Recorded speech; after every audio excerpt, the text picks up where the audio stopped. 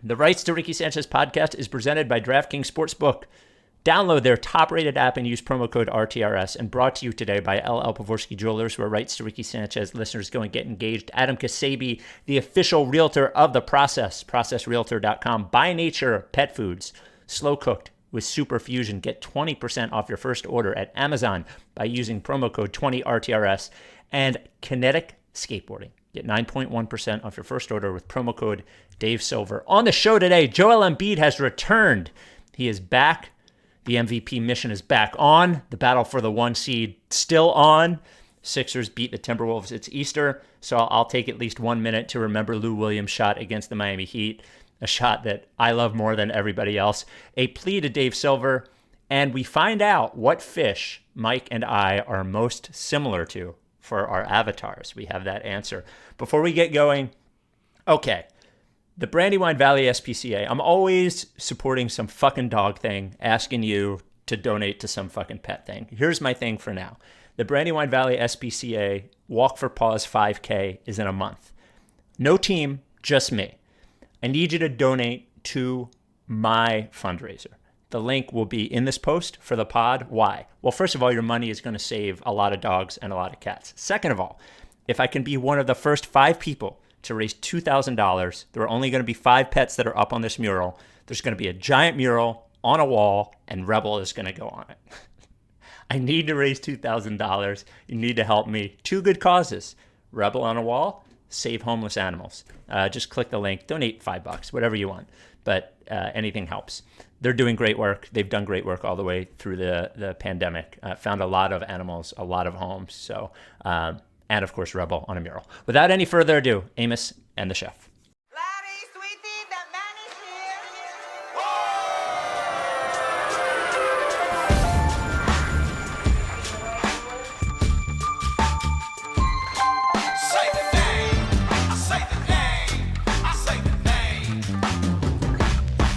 We were right, y'all. We were right. Even when it went wrong, we were right. We was right, y'all. We were right. So say the name. Say the name. We were right, y'all. We were right. Even when it went wrong, we were right. We were right, y'all. We were right. So say the name. Say the name. Say the name.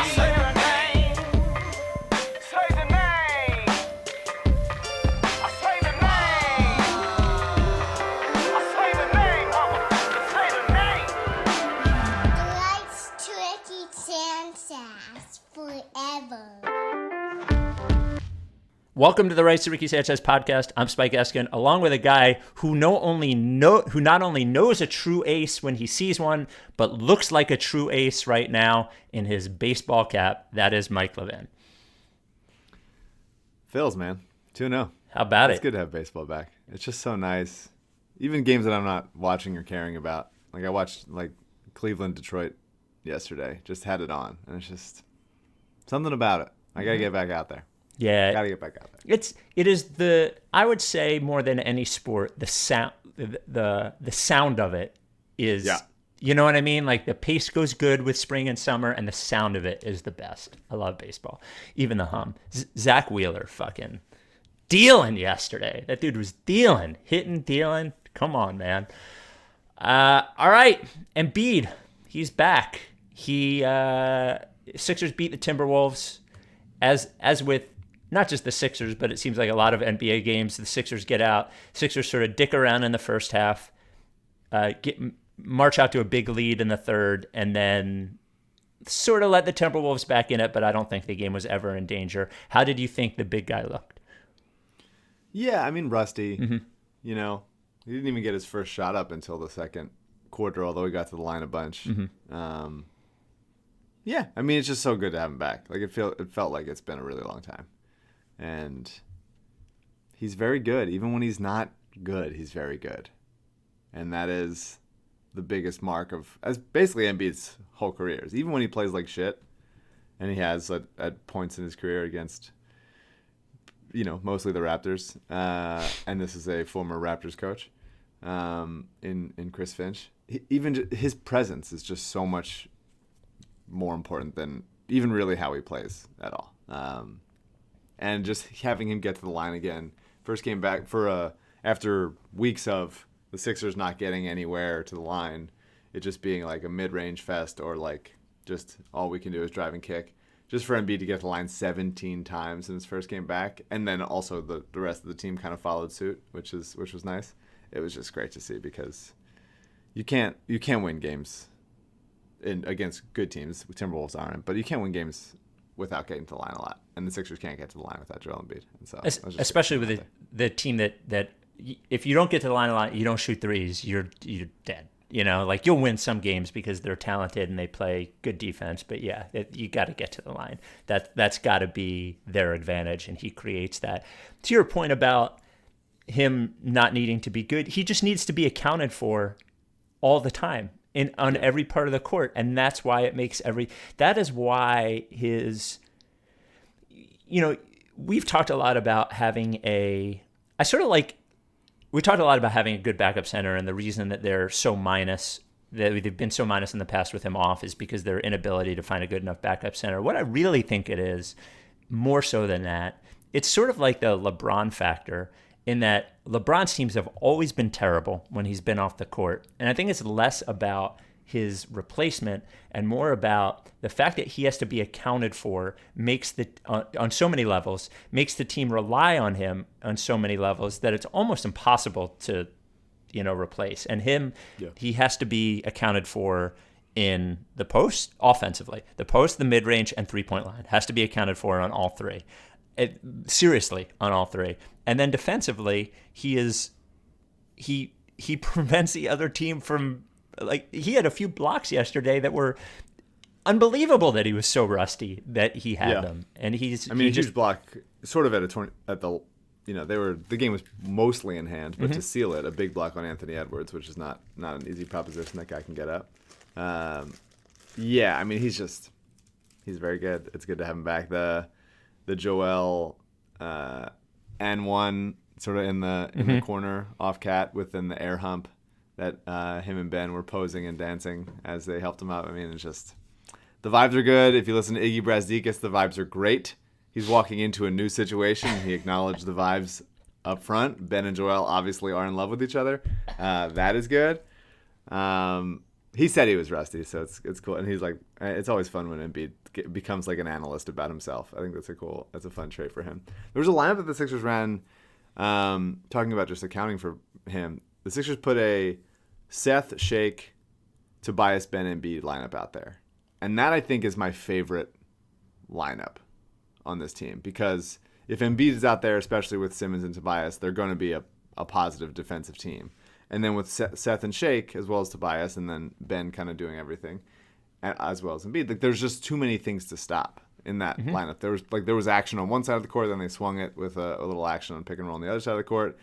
And it was just, it seemed like it's the most the defense has to scramble and feel like they can't cover everybody lineup that the Sixers have, without giving up too much on the defensive end. So I like that kind of thing. And I just want to acknowledge a couple plays.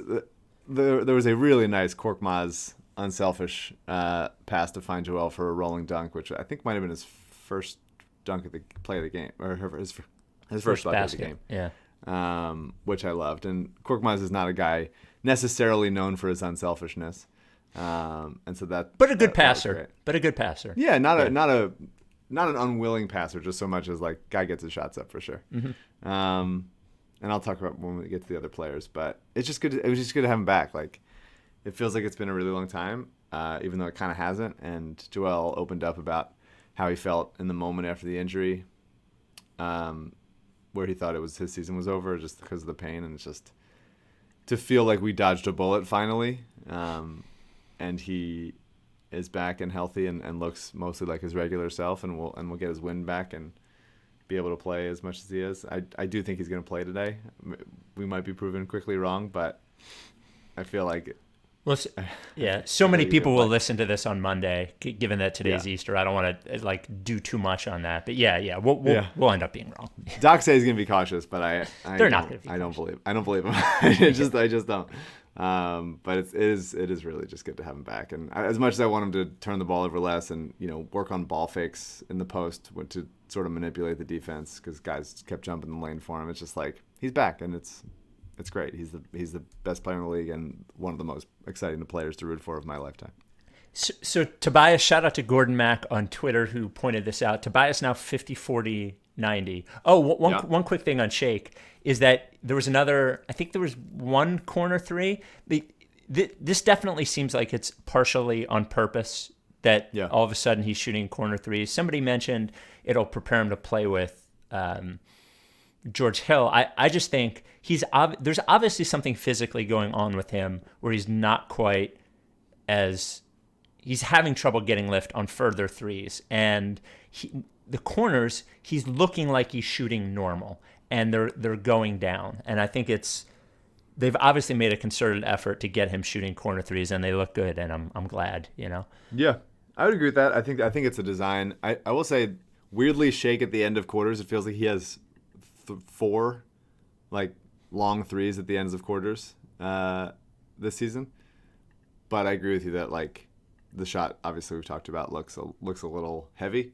But yeah, I mean, it seems like he's been hitting a shot lately. I love what Shake's been doing. I think this has been the best stretch of the season for me, aside from maybe the early part, because he's driving hard, but also like keeping his eyes open, looking to pass. I feel like he's been passing better than he was earlier in the season. There's not as much tunnel vision. He's shooting off the catch. I think he's surveying the defense well. There was a moment where he was driving from the right corner and then swung to Matisse, and then Matisse attacked a closeout, and then Shake filled Matisse's spot, and Matisse turned around and handed Shake that corner three. It was just a really nice, like, guys knowing how to play with each other, knowing where to be, getting spacing in a way that makes sense, and then hitting shots. And it's just, when Shake is on, like, he is an element to this team that they don't have. And I think with George Hill, like, George Hill is he's almost like a stretch 5 in the way that his shooting splits are. Like, he's such a straightaway 3 guy. He stays in, I think, between those two wings a lot. He's not much of a corner 3 player. I mean, not that he can't make it. It just seems like he gets most of his 3-point attempts from like swings to the top of the key. And so if Shake wants to play with him, which I think would be a good lineup, a good pairing, then it'd be good for Shake to keep hitting those corner threes and being willing to float out there. So Tobias, as I mentioned, now 50, 40, 90, gets buckets in the fourth quarter when it counts again. Like when they're having trouble, he is like, it's him and Joel who are their guys to get buckets. But like, obviously Joel is not a guy that does that on the perimeter, and Tobias seems to be able to get himself into, as you've mentioned, that like 12 to 15 foot jumper that always goes in. He always seems to be able to get it. I did love, after the game, there's a reporter, it was the last question of the presser, that asked Doc if Tobias was the closer. And Doc said that he's had good moments, and he mentioned 2 other players who have been great in crunch time situations. He mentioned Joel and Danny fucking Green. And I just love it. Danny won them a couple games. He has not had a buzzer beater to your preseason prediction of 3, but he's definitely had many big shots at the ends of games to either put them ahead or sort of stem the tide of another team making a run. Danny's like he's very comfort blanket at this point, in the sense that if you swing it to him on the 3, in the corner especially, like, I feel very confident that it's going in. He's had multiple 3s go in seemingly every game since the All-Star break. It feels almost like he's like a tight end a little bit, in just that it's a safe option. He's maybe never your like first option you're designing plays for Danny Green, but just the like, hey, he's open for like, let's get 8, let's get 8 yards and move the sticks. And it feels like that's the Danny Green. It also helps that he runs like Brent Selleck, so I think that metaphor applies. But Danny's been great. He's been playing great. I love him out there. Keep doing it. He and Dwight, as mentioned on the broadcast last night, he and Dwight, the only 2 Sixers who have played in every game this year. So wow, yeah, and weirdly, they went to a championship last year, so they should be the most tired and injury prone. And the oldest. by the way. Yeah. You're not like, yeah. Once you've been playing that long, I guess you get used to taking care of your body and preserving energy and all that stuff. Well, yeah, if you're still playing they've at been 35 years old, chances are you've been good at it, Yeah. taking care of yourself. Can I tell you something about, I know we are well after the bold predictions draft, and I know he has played terribly and has looked cooked.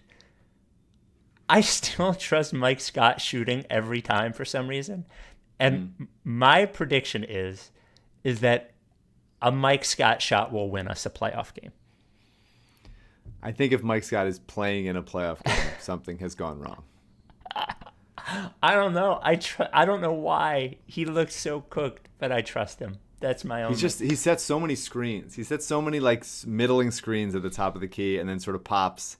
And only if he's really wide open at the end of the shot clock is he willing to shoot it, even take it. Yeah, I don't know. I wonder what the rotation is going to do, because I think Maxey has looked good lately, and Maxey didn't play last night. Once George Hill was at the game last night, looking good in some denim, I think. But I think once he gets in there, I wonder who gets bumped, and it should be Mike. And just you essentially play Matisse as a 4 in that role, which is totally fine. Speaking of Matisse. He's leading the league in blocked jump shots, which I know is like an odd category, but so deeply true to the eye test. He's got 36 blocked jump shots, and that's insane. He just snatched Anthony Edwards' soul. Just comes around. He just never quits on a play, and it's so cool to see. Such a Matisse line last night, by the way. Oh yeah, nothing at all. Zero points, 1 rebound, I think 1 assist. Yeah. 2 rebounds. 2 rebounds. Calm down. There you go. Sorry. He also, I don't think we talked about in the Cleveland game, he had a ridiculous dunk on Dean Wade in transition. Oh yeah. In Cleveland. Yeah. That was really cool to see. When he gets ahead of steam, he can really get up, and he's not like a leaper Derrick Jones Jr. type, but like he is long enough, and when he gets his wheels churning. Guy can dunk on some people, and we've seen it, and it's cool. It's cool to see. I also just want to acknowledge that I do think Matisse's passing has improved, and I think as much as I want him to become OG Anunoby on offense. Like I would love to see that development. I think it's unlikely. That's me reaching for the stars there, but his turnover percentage is way down from last year. And I think that you see him like handling the ball and doing a little bit more and feeling more comfortable attacking closeouts. He still doesn't know where to go always, but it's just something. He started the offense in Cleveland one time and went left and beat Prince off the dribble and had a nice leave for Dwight, who got fouled on a play. It's just there's more there, and I hope it continues coming out, because he should be playing, because of his defense, he should be playing 25 minutes a game. And now the Sixers have too many playable guys. But this is something to monitor as I know we just want him to be Danny Green, and I don't think he's ever going to be that good of a shooter, but I think that there's more upside to the rest of his offensive game if he works at it. Can I tell you, I was going back and forth with an emailer, that is Rebel, asking to get on the mural. I was going back and forth with an emailer about his question on whether it would get on the pod today, and I was like, depends on how long Mike spends on one of the skills of the eighth guy. That's right. As you talk about Matisse's passing, there we go. Anything else on that game? Yeah, I mean, we sort of briefly touched on Tobias, but 50, 40, 90 is ridiculous on the volume that he's doing. Just so dependable and consistent. His touch on mid-range shots, it like the touch leaves him on threes. Like he's never had a 3 bounce in, but it's either it's coming pretty lasery, but the touch on mid range is elite. Like it's him and Joel. If they get it near the rim, it's falling in. And to have 3 straight makes later in the fourth quarter is just like he is their closer. Like they have a lot of options out there, where it's not like we have Dame Lillard or Brad Beal or whatever, but between matchup wise and a bunch of guys that feel comfortable and confident to get their shot, whether it's Shake or Tobias or Joel or, running action with Seth or Seth and Ben setting screens for each other, whatever it is. It's cool to have that optionality and not just have it be one guy. Mike, we've always been pretty charitable here. I mean, it's one of the things about the Ricky that we're proud of, I think. And our sponsors have always been all in on it. Kasabi, the process realtor, Adam Kasabi, is doing a charity thing all on his own. Doesn't even want our involvement, just wants me to talk about it. So I love not being involved. Yeah. Not being involved in stuff is one of my favorite things. Yeah. So Kasabi's a great dude. Adam Kasabi, official realtor of the process, is involved in something called the Superhero Golf Outing, which is April 19th. And what this charity does is it supports kids in need that provide clothing, other things that those kids that need that could use a hand, whether it's, a backpack or things like that. And Kasabi's all over it. His whole group, the Long and Foster group, they have a ton of different packages for their silent auction. So if you want to be involved, if you want to golf for a good cause, or you want to bid on one of the silent auctions, call Adam. We'll give you his number in a second. Or the website is I'm going to have to spell this out, kimandevansff.org. So KIM and Evans, EVANSFF.org.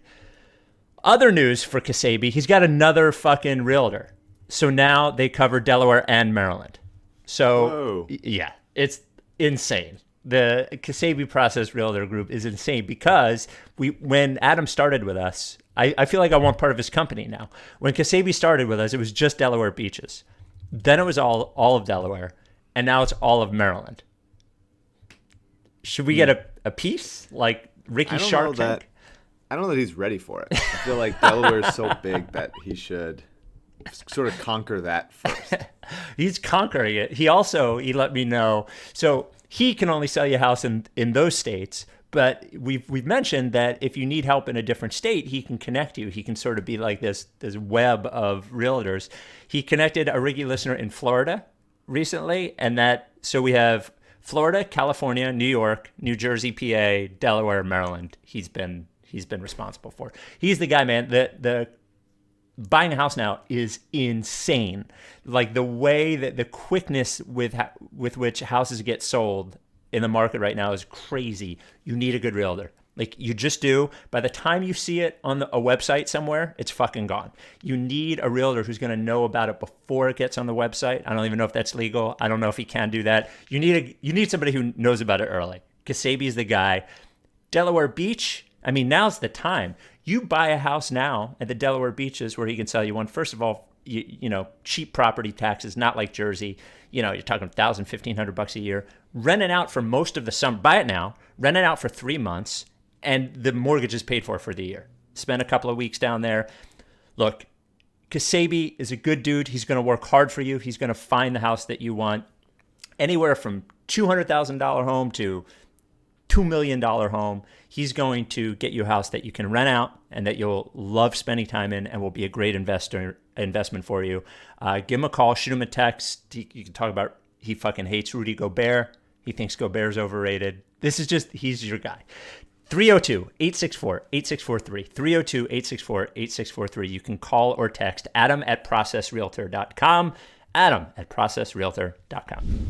For sure. I mean, there's a email in the mailbag about Tobias that we'll get to then. But yeah, I mean, like he's always been pretty consistent. Like he's been pretty reliable to be what he is regularly, but what he is better. So he's been, you know what I mean? Like he's been reliable in what he is, but the version of that has been better. So yeah, for sure.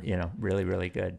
And I have to acknowledge my favorite play of the game, which was a Korkmaz no-look lob to Dwight Howard. Dwight Howard, yeah. That then bounced on the floor and went up through the net and then went back into the net. Yes. And it didn't count, sadly. I think it should count. I agree with Allah.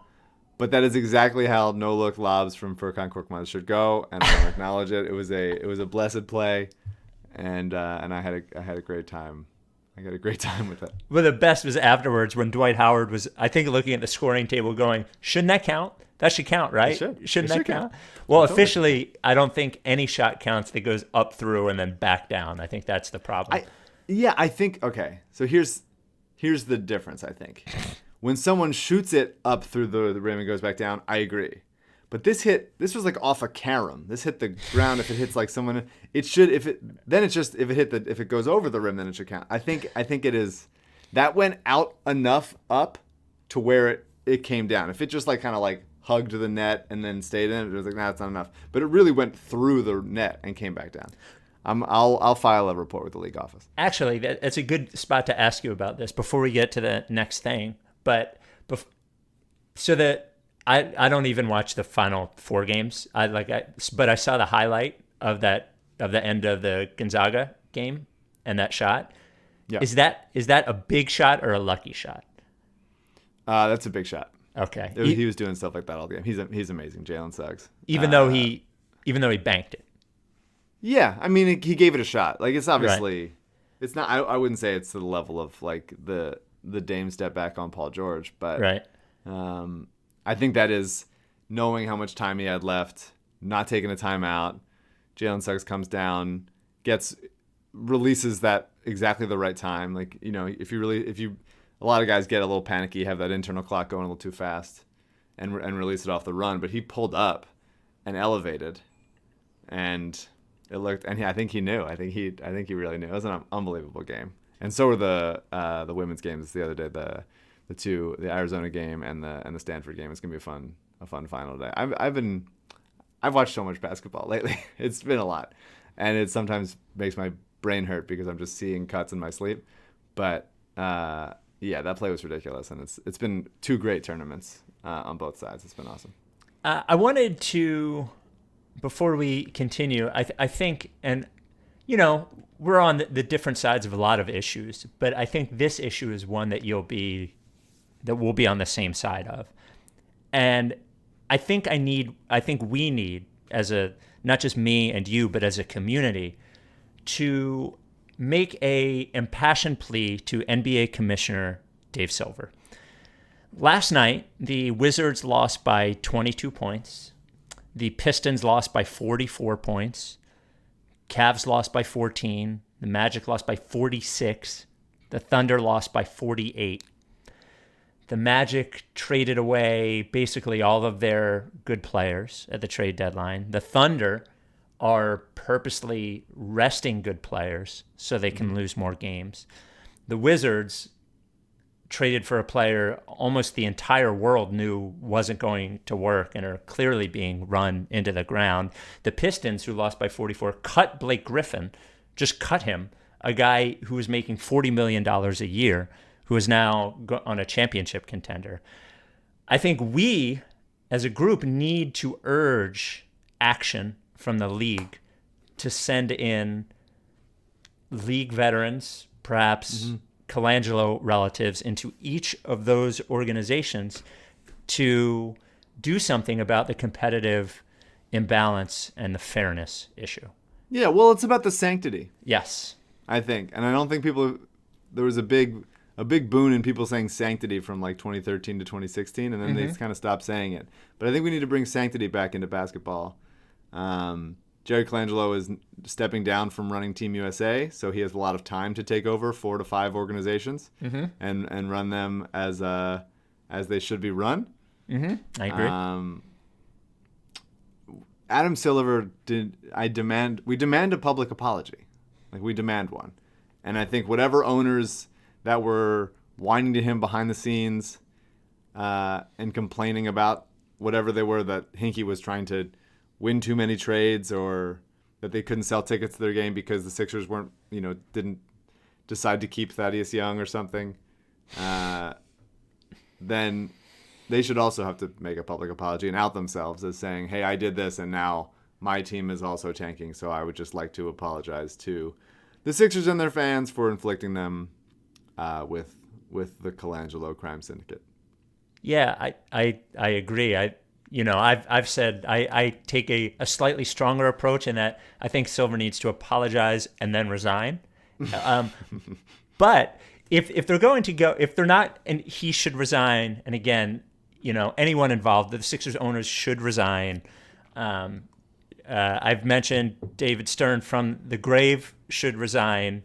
Jerry Colangelo is resigning, I guess. Everyone should resign. Brian Colangelo should resign his post at that fucking Australian basketball team. They should all resign. But if they're going to go the other way, and I think you would concur here, if they're going to go in the way of sending league representatives like the Colangelos into these different organizations, I personally would be willing, I don't know how you feel, I would be willing to give up the CEO of the Philadelphia 76ers to one of those organizations to get that thing right. Would you be willing to do that?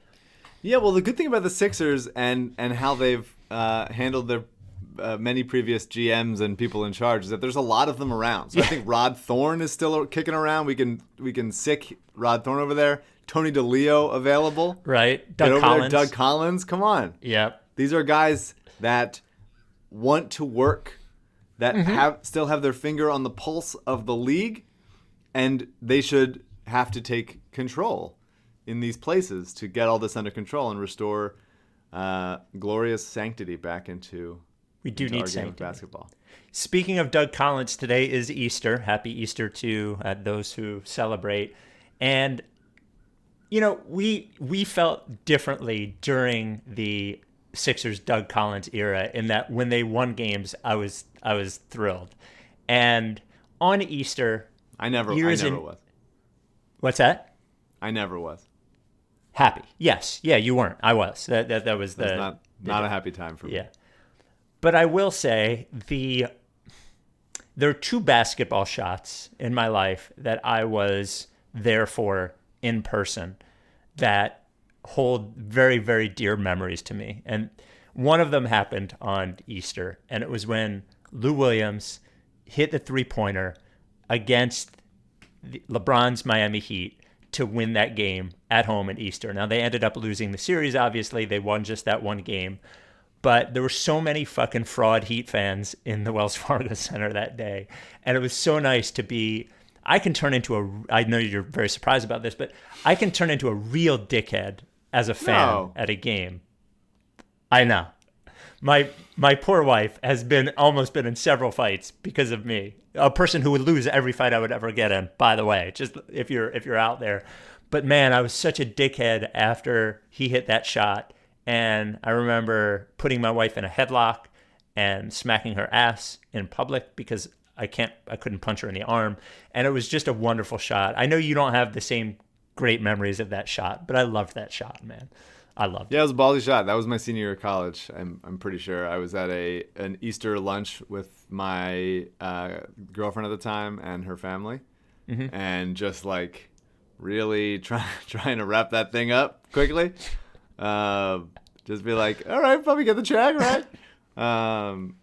And then running back to my apartment on campus and watching it. It was cool. It was a cool moment. It was for sure. It was. That was the first. Because it had been a few years since the Sixers were even in the playoffs as well, and so it was a surreal feeling to be like, we're in the playoffs, we're playing LeBron, right, in a playoff game that matters, and then Lou hit that, and then they didn't win another game that series. I don't think really they were close. No, but it was good. It's cool to steal one as a bad team, as those Orlando Magic teams have done as well. And I'm sure someone will do that to the Sixers this year. Yeah. I'm sure of it. Yeah. There will be a big shot against us that will be, And I hope Malik Monk fans out there enjoy him winning a game for the Sixers before they rip off 4 in a row. I'm terrified it ends up being Fred VanVleet in the first round, and we have to do that. So I just want to say, Timberwolves wise, I'm more of a Karl Anthony Towns fan than you are. Yes. I think just like his offensive portfolio of skills is so impressive, and I want him to be better. And it was cool to see him like have a little juice and like dunk all over Embiid, and also have a couple big blocks and like be pissed off. Like I thought that was cool. 39, 14, and 5 is nothing to sneeze at. So I hope that he like turns his career around, because there's no reason that his team should be that bad. Like he should be better. And I want to say that Jaden McDaniels, this is a mea culpa. Jaden McDaniels is good. I was wrong about Jaden McDaniels. He had a couple really nice, ISO defensive plays on Joel, just sort of knocking the ball away. And it's just long, athletic guys who try on defense are going to be good NBA players, and I think that is something to keep in mind in when we're evaluating draft prospects, which I know you love. But sometimes it's just like, yeah, if they have an NBA body and they try, like that's like 90% of it. And he's good. He really is good. Mike, it's everybody's favorite time on the podcast where you settle in and give someone the Soft Shit Award, the By Nature Pet Foods Soft Shit Award. Let's hear it. Oh, your headphone fell out. I do that once a podcast. Just snap my headphones off. By Nature Soft Shit Award. I got to give the Soft Shit Award to my good friend Tanner Steidel. Whoa! Who just started using By Nature food because I told him to. And as much as I appreciate that, that is submitting to bullying, which is soft shit. So it's not advertising; it's submitting to bullying. That's right. Oh wow! Well, we can't have that. Makes you the bully, by the way. That's right. Yeah, we bullying can't works. have that. That's why I'm verified. Yeah, yep, that's true. Tanner, great dude. Oh, that's cool. Thank you, Tanner, for using By Nature. We call it the Soft Shit Award because if your pet starts eating By Nature pet food, no more soft shit. That is the worst. You're walking your dog. He squats or she squats, and like you look at it and you're like, oh my God, I'm going to be scraping that out of the grass with this bag. Not with By Nature. Because if your dog or cat has a healthy bowel movement, it means they're eating the right food. And By Nature's the right food. It is made healthier. We're going to give you a discount at Amazon. Use promo code 20RTRS. You'll get 20% off your first By Nature pet food order. Just give it a try. Give it a try. Of course, you want to switch your pet over slowly. You don't switch it over all at once. Why is it better? Why is it healthier? Healthier ingredients. By Nature uses healthier ingredients. Premium proteins. Look at the ingredients. The first thing listed is the protein. Think of another pet food that has spinach in it, blueberries, ginger, coconut oil, super fusion, and how it's cooked. Not just the ingredients. It is slow cooked, so it stays nutrient rich. It helps your dog or cat's immune system, skin and coat support, heart, brain, hip, and joint health. When it stays more nutrient rich, your pet is able to metabolize more of those nutrients because they metabolize food so fast. The company that owns By Nature is family owned and operated, not had one recall in 40 years. No recalls in 40 years. As if you're a pet owner, you sort of live in fear of seeing the recall notice for the pet food you're using. Never happened with the company that owns By Nature. They are great folks over there. The pet food is legit. Again, Amazon.com, use promo code 20RTRS, get 20% off your first order of By Nature pet foods. Submit to our bullying. Get yourself a Soft Shit Award. I was talking with MOC about Towns one day, a couple of weeks ago. I think he might. It's so hard to tell because Minnesota has been bad for so long. And I would just say anecdotally, it does not seem like, again, it's a small sample size from those who I've talked to, but it doesn't seem like players want to play there at all. Like it's very, very, very low on the list of cities that players want to be at. So all of those things combined. But I don't know if Towns is just like a big guy who is like not good at defense. And he's not really a playmaker for other players. He's a pretty good passer. He throws like, he's a good passer. Yeah. But like, I don't know. He might be a loser. I don't know. Yeah. That's definitely you've targeted Town as a loser for a while. And he has been like, yeah. I mean, Jimmy Butler, I think, proved that pretty nicely. Yeah. They were there was that like end of season Minnesota Denver like last minute who's going to get the 8 seed situation back in 2018 that Minnesota won and then lost in the first round to I think Golden State.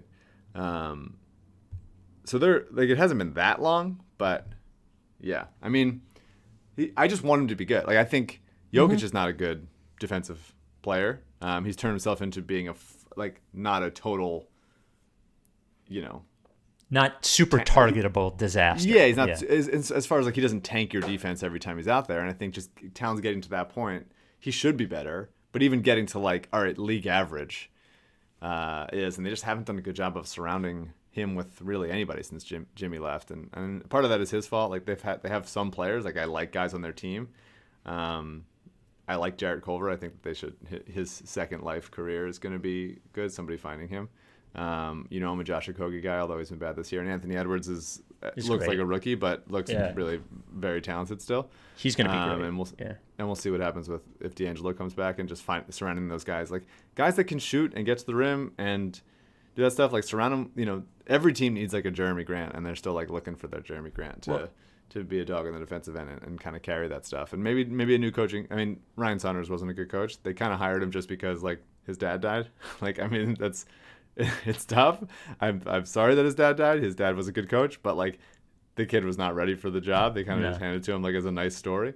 And it seemed like it was miserable there. So, I mean, weird situation that Chris Finch like took over like in stride during the season without any interview process, which we're very familiar with. But I hope they turn it around. I enjoyed going to the Minnesota game and cheering on Dario. I can just tell you Dario didn't want to fucking be there, and neither did Cove. And I think D'Angelo Russell, like, he doesn't get to the basket. That guy sucks. No, he doesn't. He doesn't. I think D'Angelo Russell is a total loser and really, really sucks. I know they're trying to make Cat happy because, like they want him to stay. But the other thing about like just him compared to Jokic is at least Jokic is, like if Jokic is on Embiid, Jokic is so big and he'll use it that he'll at least make Embiid work. But like Cat is this weird combination of he's big, he's athletic, but he's not like super athletic and doesn't seem to have any sort of identity defensively. Like I don't know what he's supposed to be good at, That's the trouble, I think. So for sure. I agree with that. Did you see that Horford on Twitter liked a couple tweets about Cat dunking on Embiid? I will. Oh, you didn't see it. I will say Horford and Cat are like friends, and they both are at least part Dominican, and so they've like there's that. It's not just Horford's liking anybody posterizing Joel, but it was a it's a noticeable thing as Horford is just getting paid time off for the rest of the season. Cat, an Eagles fan, grew up in Jersey, big Eagles fan. Yeah. Sure. The hard to stomach YouTube comment of the week, brought to you by Kinetic Skateboarding. Our friends at Kinetic released an awesome t-shirt on Saturday. The Kinetic Reaper design, which is my favorite Kinetic design, is on the Spike Eskin model hoodie, pocket tees. And I think I'm going to be a pocket tee guy. Kinetic Reaper pocket tees in all different colors. Go to kineticskateboarding.com. Use promo code Dave Silver for 9.1% off your first order. Okay. Both YouTube comments are short, so I did 2 hard to stomach YouTube comments of the week. This comes from 780D. If they give Mike a check mark, by logic, shouldn't we all get one? Your response. No. I am perched above in my golden tower, and you Your may blue submit tower. a request to talk, but unfortunately I have only verifieds I could get through. I'm so sorry. Wow. I'm so sorry. Are you turning your mentions into verified only mentions? Verified only. I'm so sorry. Yeah, you can't deal with it. You can't be troubled with it. And this comes from Nadia. I'm not. That's not true. Yeah. But I have muted so many people, so maybe it is. Maybe it is about that much. I don't know if it's Matthias or Matthias Aroko Shapiro. I noticed you guys have 2 Big Lebowski references in the podcast, both in the intro and the outro. Who is the Lebowski fan, and what is your favorite line scene from the movie? Answer for that is I don't know if you're a Lebowski fan, but the reason that it's in the intro and outro is because of Amos Lee, who was responsible for the intro, along with Jaron. I guess Jaron Olewski might be too. But I've never watched The Big Lebowski all the way through, and I don't like it, but Amos likes it, so that's why it's in there. Are you a fan? Yeah, it's good. I mean, I think Big Lebowski and like Fight Club and maybe like Donnie Darko are the most like guys from college making their personality a movie. Yeah. Or making the movie a personality. Yeah. But it's a good movie, and it's a Coen Brothers movie, and there's a ton of iconic lines in it for sure. Man, I haven't watched Donnie Darko in so long. I really liked it when I liked it. I don't know how it holds up. I don't know how much I'll like it now. But Wasn't for me. Oh, really? But I do like Lebowski. And I guess I do like Fight Club. But my personality is the Sixers. I've chosen to make my Sixers a personality. So Fight Club is interesting. It's one of Chuck Palahniuk is one of the few fiction writers I can read, and Fight Club is interesting depending on what you do first: read the book or see the movie. The book's a really easy read. I have trouble reading fiction, but it's a really easy read and a good thing. That the twist in it is a lot more obvious early on in the book and less of a twist than I think it is in the movie. But to the mailbag, rights to RickySanchez@gmail.com. Send us one basketball, one non-basketball, and one fish question from now on. So Angela emailed us last time and said that she was new to the Sixers over the last couple of years because of her, I forget if it was husband or boyfriend, lives in the UK, and for some reason started coming up with fish avatars for Sixers players and gave us a few and asked us what ours would be, and we had no idea. So we put out the call to Angela, what would our fish avatars be? She emailed right away. She said, look, to be honest, I don't know how I've backed myself into this fish corner. Honestly, I hate the ocean, and I have minimal interest in marine life.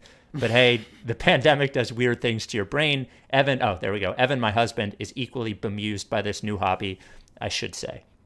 It does seem like you might hate the ocean, but you do have more than a minimal interest in marine life. I'm not. It's a snap judgment. Honestly, Anyway. I hate fish. I think fish fucking suck, and I am fish. I'm fish lady now. Yeah, can't stand marine life. Here's a fish for every person I know. All right. So here are her definitions. She says, Spike, me, a barracuda, cool markings, slender build, would absolutely savage his enemies, also great in a musical setting. I'll take that. And Mike is a crown tail betta.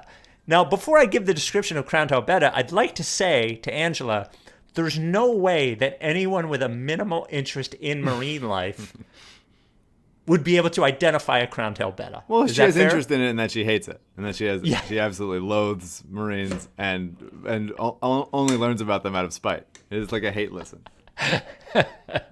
So the crown tail betta is a domesticated aquarium fish.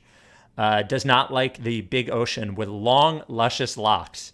Sixers colors through and through, very excitable, known to jump out of the tank if given a chance. Generally a cool fish and strong, trippy vibes. How do you feel? Generally a cool fish. Yeah. Okay, let me check it out. Crown tail betta. Oh, that's fun.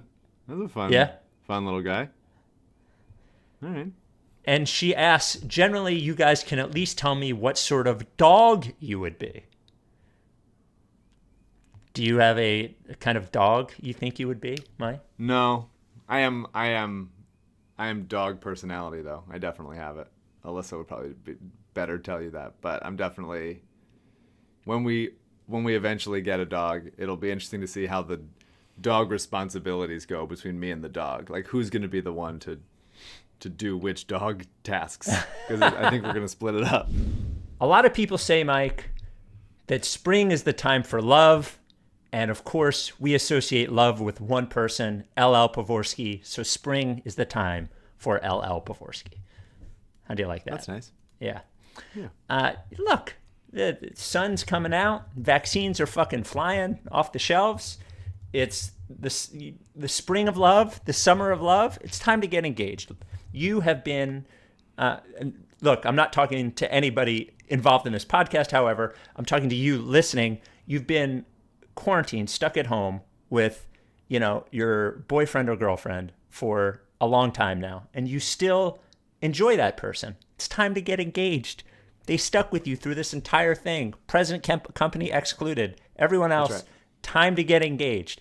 Time to go to LL. You can't go to anyone else. It's the rule. 211 Rights to Ricky Sanchez listeners have followed our rules, and they're all happy. They're all happily married, the happiest married people in the world, I would say. Buying jewelry is a wild experience. As somebody who knows, you go in there, you don't know what you're looking at. That's why you need somebody you trust. LL, summer of love, spring of love, wearing a suit, mask, and a face shield. everything you need. Everything by appointment now, whether it's in person, on the phone, online. LL's going to take care of you. Just make an appointment. 215-627-2252. 215-627-2252. Lee at llpavorsky.com and at llpavorsky on Twitter, and supporting our charities, Coded by Kids and the Providence Animal Center. LL Pavorsky Jewelers. The national championship is tomorrow, but make your own one shining moment with LL Pavorsky Jewelers. Oh, between you and the dog, splitting up the dog. That's Yeah, right. Yeah. I don't. Okay, so I don't have a large breadth of knowing personalities of dog breeds. I know I'm nothing like a golden retriever. I'll say the breeds that I am. I'm not that I know of. I'm nothing like a golden retriever. Nothing like a Chihuahua. I'm nothing like a pit bull. I don't think. I do think I am like my dog. My dog loves routine. Does not like strangers. Likes getting up early in the morning. I actually think I kind of look like him. I don't know. I think I'm like my dog. So that would be an Aruban street dog, an Aruban mutt. That's what I'm like. This comes from Matt. First time, long time. Ever since the contract was signed in 2019, it seems that the Tobias Harris contract has been called the worst contract in the NBA. Seeing his improvements this year, my basketball question is simple. Is this still the worst contract in the NBA? I don't think it was ever the worst contract in the NBA. I think It was John a Wall was Yeah. up there. Yeah, I think John Wall and Russell Westbrook were pretty clear there. Mm-hmm. I think even you could say Blake or Drummond. It's funny, thing. Chris Paul's was listed there, but Chris Paul has stayed so good so far into the contract that he's actually, I think, like Tobias, sort of taken himself out of that conversation. So Right. I would say that Tobias signing that contract is the most.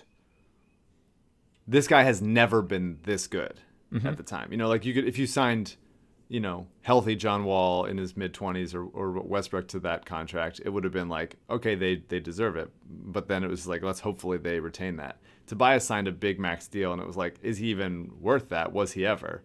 I don't think it was ever the worst contract in the league. I still think it's a fuckload of money, and good for him and his dad for getting that contract from the Sixers. But, absolutely not. Him being a 50, 40, 90 guy on this much volume, there's just not that many guys in league history that have done that.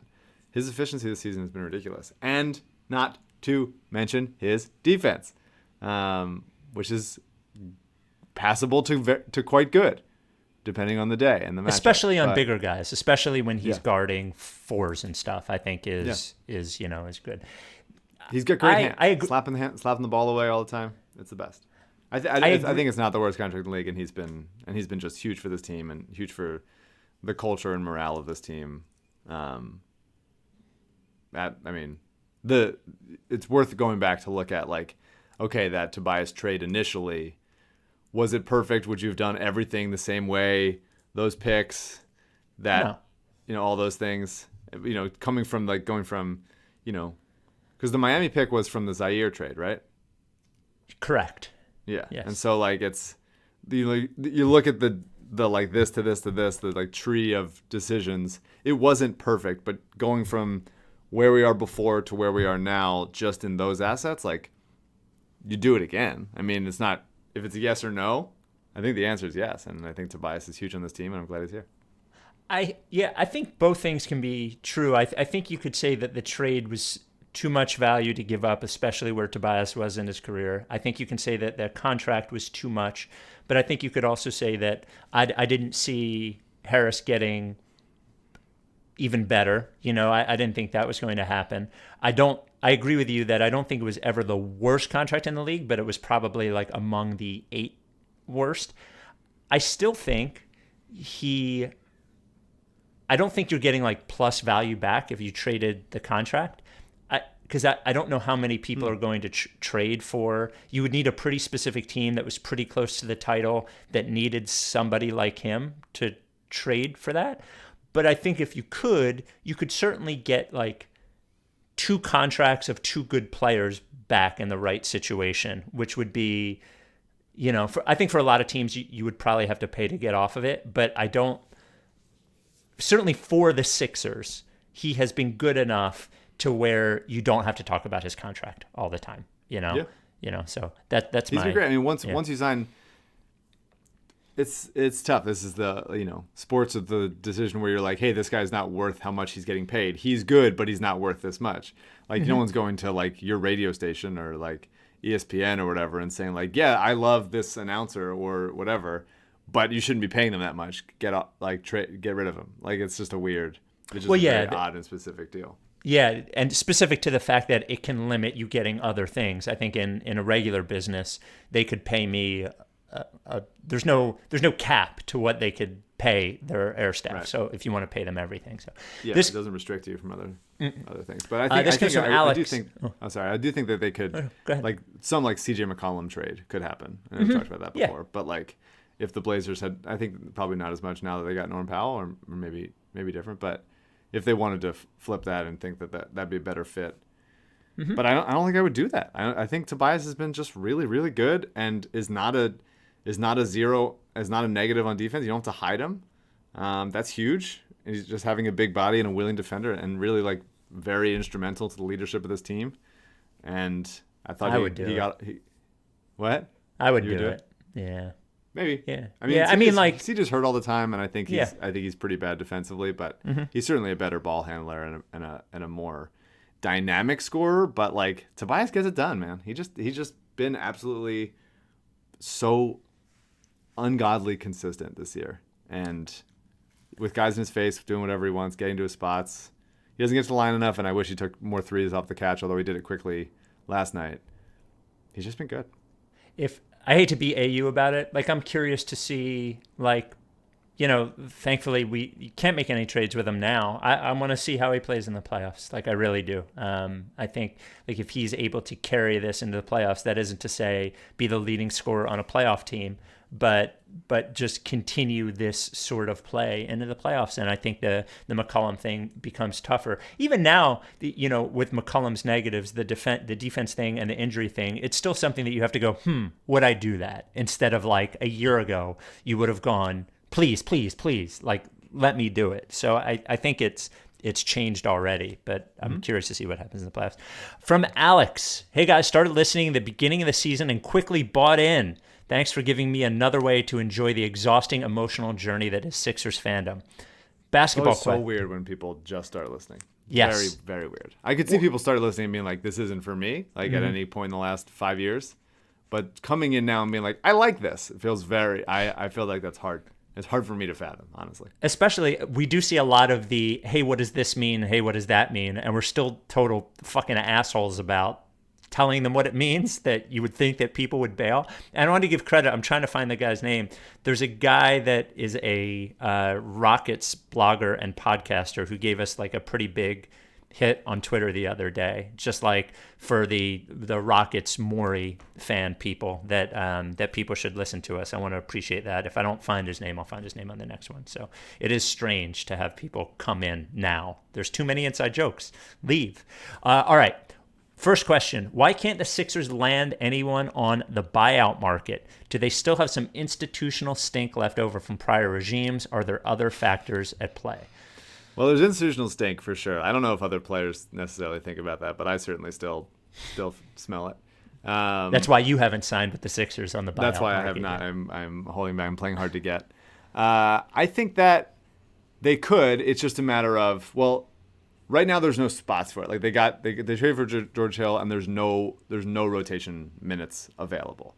If you're the only spot really is like backup 4 kind of, but again I think Matisse is that, and having someone who like a timeshare with Dwight at backup center, if you can shoot. And so to me, there's just not many people that like would rather do that. I think there still will be more buyouts to come from some teams, but the guy I'm interested in at this point, because I'm very upset about Gorgie still. Sixers Adam did not deliver for me. We'll see about Mike Muscala, which would be fun for AU. Although Oklahoma City never buys guys out, so that is like a almost like a religious decision of theirs. They never do it. I'm interested in Marc Gasol. Oh, I would. They're not going to buy him out. They might, man. They traded for Drummond. They're playing Trez. There's no way. Gasol has talked publicly, been like, I know that I'm going to be out of the rotation once these guys are back, and that like hurts. Like he's talked about that in quotes. I think if there's a chance that they buy him out, I would 100% everything would love to have Marc Gasol here. He hasn't been great, but he's a guy who stretches the floor. He's a guy who passes really well, which the Sixers could definitely use from the top of the key. Him and Embiid just being on the same team would be very cool and awesome. And better than Horford, because it would be more a smaller role and just more respect, and I think Embiid would get smarter from just being around him. Yeah, I would love that. I would love if that ends up happening, which I think there's not a great chance that it does, maybe like a 20% chance that it does. If they just think, if Gasol's like, hey, do me a solid, get me on a team that I can play on. It's one of my last year or two in the league. Like, let's go. I think it could happen, and I would love it. Here's why I don't think the Lakers would do it. First of all, Montrezl Harrell is a fraud and can't play in the playoffs. That dude is. It is interesting that he played with Lou Williams so well because he is big man Lou Williams. Mm-hmm. But I think the Lakers would just be too worried about Gasol signing with, like, the Clippers or something. Maybe. Maybe, but I think Rob Pelinka is very much a relationships guy. He sure is. Yeah. I say that unironically. I think he cares about that kind of thing, especially he was an agent before this. And so I think he would, if it gets to the point where Gasol's fully out of the rotation, I think he would try to do him a solid type of thing and maybe have like a handshake agreement of like, hey, where are you going to go? You're going to go to Philly? Okay. Maybe they can do some back dealing of that if that's a conversation. I don't know. But I really would genuinely love it. I think, and I'm also not a huge Trez fan. I think he's fun to watch. I wouldn't want him on my team necessarily if I'm counting on him, but I do think AD and LeBron kind of give you so much flexibility to play somebody like that. Yeah, and that you don't need Trez to be like anchoring a defense so much as like, hey, can you take the scoring load for a little bit? He also scores in such weird ways. He's got like some like Siakam level post game, except just way wider, and just has this like kind of off kilter, like one-legged, just like not a real shots that you're like, I'm fine with him taking that shot, and it just always seems to go in. Like he banks it in from straight away, just like an odd player, and it's fun to root for. But again, I agree with you in the sense that like I wonder how he holds up in big time playoff moments, because he just didn't with the Clippers. And non-basketball, if you could buy yourself any one thing, money is no object, but it can only be one single item / transaction. I don't know this reference, but you will. Think Treat Yourself from Parks and Rec. What would it be? One item. I mean, it'd be a house. I would buy a house. It's not a very fun, sexy thing, but that's what I would do. I've not been a car guy since I was 16. I just want my car to get me to work and get back. Like when I'm done payments, I will drive the car until it can't be driven anymore. All that said, Teslas are fucking cool. And for the first time ever, I was like in a car where I was like, boy, it would be neat to have one of these. So I think I would probably buy myself a Tesla. I already have a house. It would be nice to just buy a house and not have to pay for it for the next 30 years. So it is a higher value than a Tesla, but since I already have a house. From Joe, basketball question, who would win, this Brooklyn Nets team or the 0-1 Milwaukee Bucks starring Ray Allen and Darvin Ham? Which team will it feel better to beat in the conference finals? That's funny. Darvin Ham, who might become the head coach at Texas Tech, which would be very cool. Oh, really? Is he a coach somewhere else now? Yeah, he's an assistant coach. Okay. I would think it would. I'm scared of Brooklyn, but the satisfaction of beating that Brooklyn team would be very cool. I like that Bucks team, that early 2000s Bucks. Oh team. yeah. I was such a. I started to not like Ray Allen when he was on Boston, but I loved Ray Allen on Seattle and Milwaukee. He's the man. Well, younger people didn't get to see what Ray Allen was before he was just a shooter. Ray Allen was like a real fucking two guard. Is this interesting history for the NBA because Jordan was so good, the two guard is glorified But in history, there haven't been a ton of really good sort of prototypic two guards, like they've either been ball hoggy or not quite that good, but like Ray Allen was that. He was so good. He was so good at UConn, and then he was so good in Seattle and Milwaukee. So good. I wish you should watch. If you haven't watched old tape on Ray Allen, you should watch old tape on him. I also really love, and mostly because of the shot, but I loved Michael Redd also. Oh, yeah. He wasn't, I don't think he was on that team yet. It was a couple years later, but he was great. As far as Milwaukee two guards, I loved Michael Redd. Guy's the man. And he ended up being, injury-wise, right? Didn't injuries sort of derail his career? Yeah. Michael Redd was good. And then non-basketball, favorite shows/movies of your childhood. Do you remember favorite shows or movies when you were a kid? Yeah, some. I mean, I really liked Wonder Years. Yeah, that was my favorite show ever. I watched a bunch of weird. I watched like Oz and Sex and the City with my parents when I was like 8, and I was like, "This is normal. This is what we do." Yeah, I don't know why. I was like watching prison shows. Yeah, a lot of murder and rape in that one for a kid. Murder. Yeah, not what you want. Yeah. I'm trying to remember.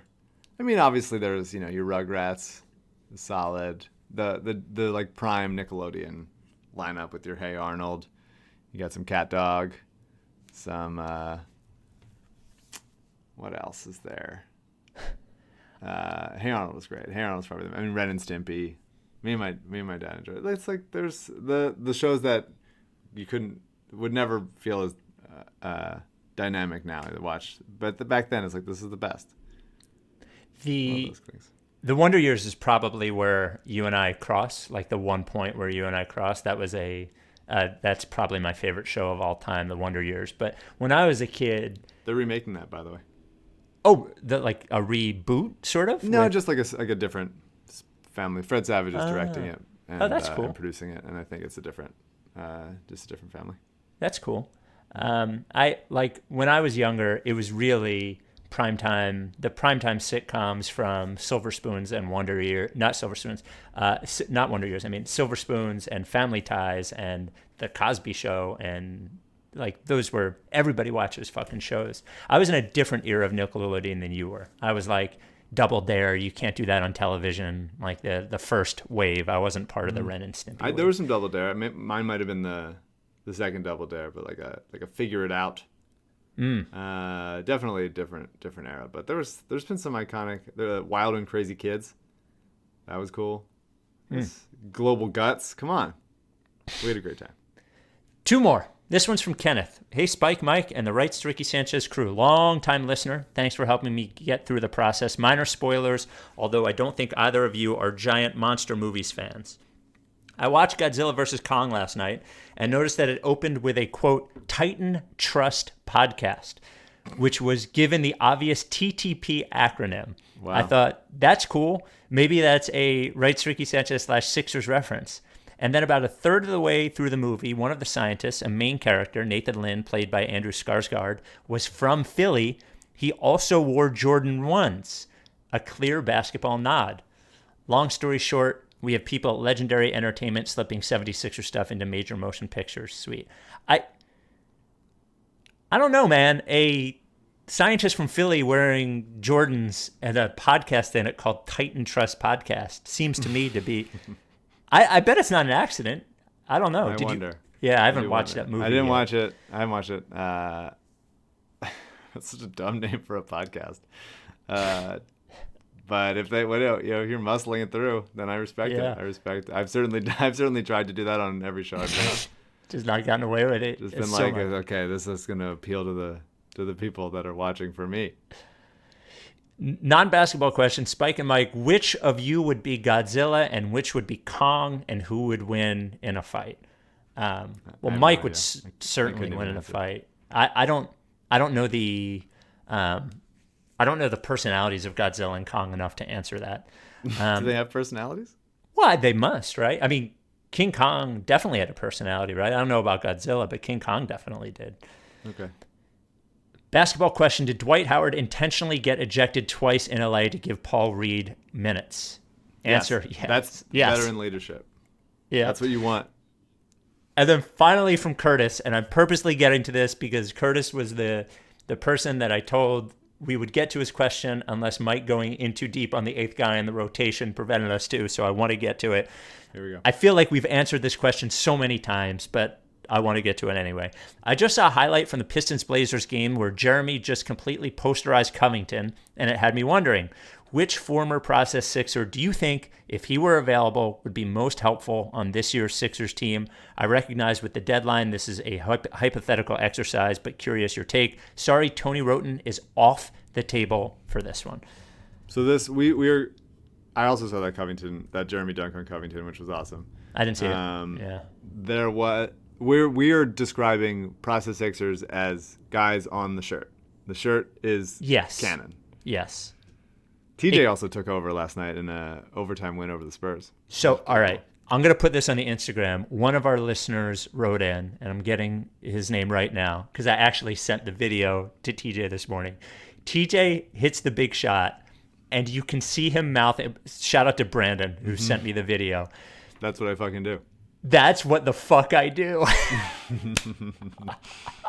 It was a Tobias sort of shot, too. It was get to the free throw line extended and hit it. That's what the fuck I do. I love it. Yeah, I think it has to be shirt era. It can't be like Butler or Redick or something like that. It can't be like that.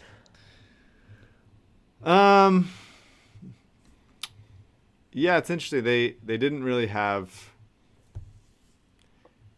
So I mean, I think the team is rather set. So I would try to focus on like a backup five situation, and so I might say, you either go Jeremy for a small ball five, or you go Christian Wood, or Rashawn, or maybe Covington, or Nerlens. Although he's not stretching the floor, and Rashawn's not either, but he's great. You could play Wood with Embiid too. Mm-hmm. You know, I think the answer's got to be Wood at this point, because there's not. Look, the part of the problem with the process era, the reason they didn't win is because they didn't have fucking guards. Like that was nobody could shoot and dribble. That was the issue. Though I do think Ish Smith would be pretty good, but we have George Hill now, so you don't need him. Would be a pretty good backup point guard for the Sixers. Yeah, I think it's pretty much definitely has to be Christian Wood because he's. I mean, I'd rather have Wood than Nerlens if you're, right? I mean, because you can't play Nerlens with Embiid, but you can play Christian Wood with Embiid. Rashawn, I mean, I guess Rashawn gives you mostly what Dwight gives you. Maybe a little bit better on defense at this point and more transition. And has that little push shot that is undeniable and also very helpful. But yeah, I'd probably go Christian Wood, which is interesting. Yeah. I mean, you can make an argument for Jeremy, but although Jeremy wants to be more of the guy, it might be Christian Wood. That'd be awesome. All right. And the Houston blogger / podcaster who gave us credit is David. I don't know if it's Wiener or Weiner, Weiner. I don't know if you have a @ so thank you to David for giving us the bump on Twitter.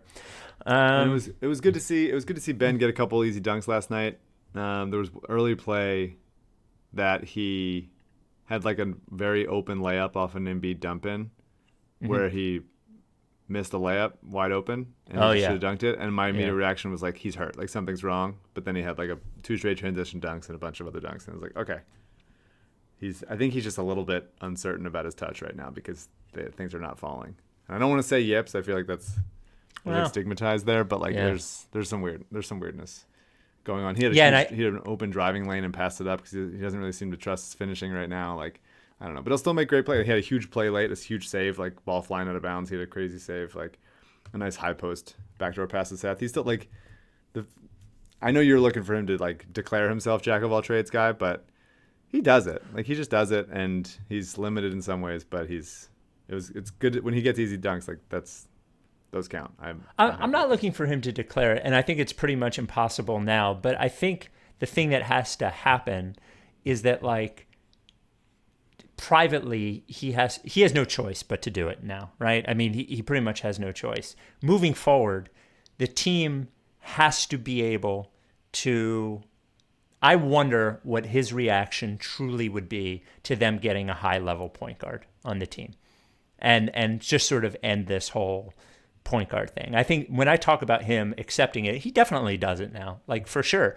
But his desire to be point guard, or their belief that he was point guard, has prevented them in some ways from doing it. And I wonder sometimes if he would be fulfilled doing that, is my question. I'm not looking for him to like tell us that he is, but I'm curious as to what his actual belief is, you know? Yeah. Games like last night don't bother me because other guys were hot and he didn't turn the ball over. He had 6 assists, 1 turnover. One turnover. When he's forcing it or not doing anything and making ill-advised passes, then it really is a glaring light.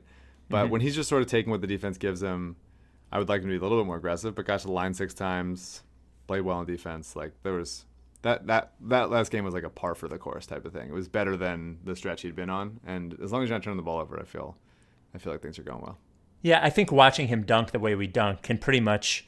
I don't think that we can eliminate the injury hypothesis, but I think it makes it less likely. Looking to see he looked pretty explosive on those dunks. All right, Embiid back to back. Let's see if it happens. Boy, thrilling! I'm glad we're back. Feels like home. Are you down with TTP? Then I won't Yeah. fuck with you. You know that. If you don't fuck with me, then I won't fuck with you. If you don't fuck with me, Then I won't fuck with you. but if you fuck with me, I'm gonna fucking kill you! Time for Plea.